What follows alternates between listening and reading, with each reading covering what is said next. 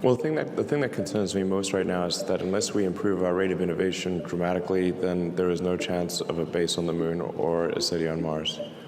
Yeah. This is my biggest concern. Crew Dragon was, we've already taken it to the space station and back. You know, so a lot of people aren't aware of that. We just had like basically a dummy, you know. So, and then since then we've done massive amount of testing, you know, pushing all the corner cases, and just a truly ridiculous amount of testing. It's like definitely hat us off to the Dragon engineers and supporting team at NASA for going through a truly staggering number of tests. Now that said, Dragon really is just a low Earth orbit transport vehicle. It's really just, it's capable of taking a few people at what is still a very high cost to Earth orbit. I mean, technically we could send people around the moon on Dragon, but I'm not sure we'd want to. It's too small. You know. So it's good to get this done, but I think we need to be very careful of getting stuck in a local maximum. And you know, the space shuttle was something that was really stuck in a local maximum for a long time. And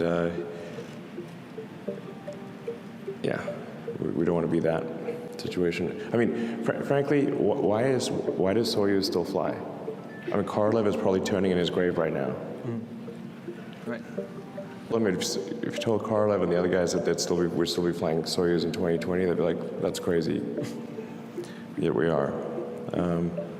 So we don't want to be in that situation, you know. It's a solid vehicle, it's just like it's time to move on.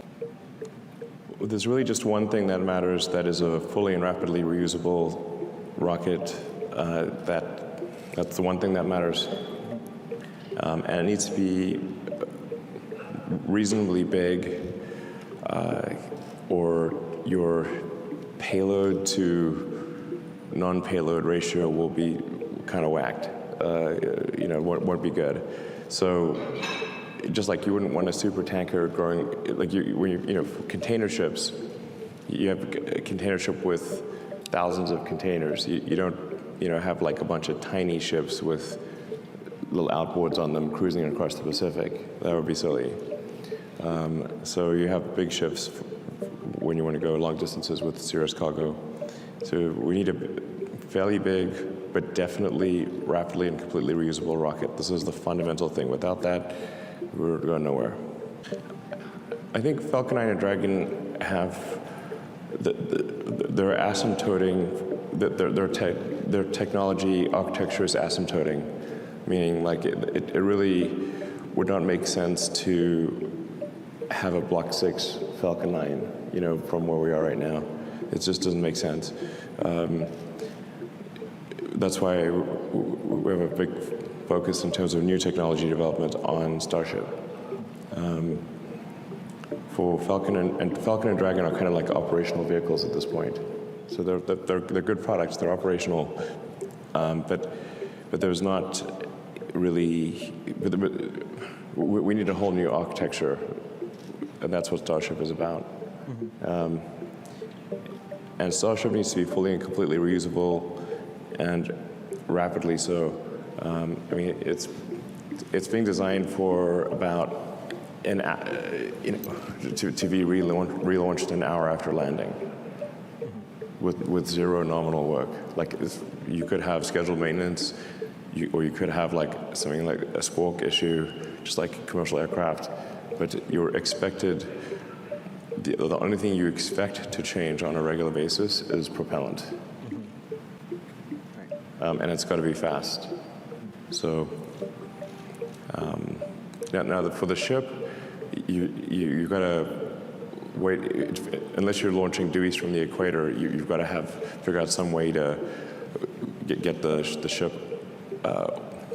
orbital ground track to pass over the landing site. Otherwise, you're too far away. So the ship it might take 3 orbits, 4 orbits maybe to get back over the launch site.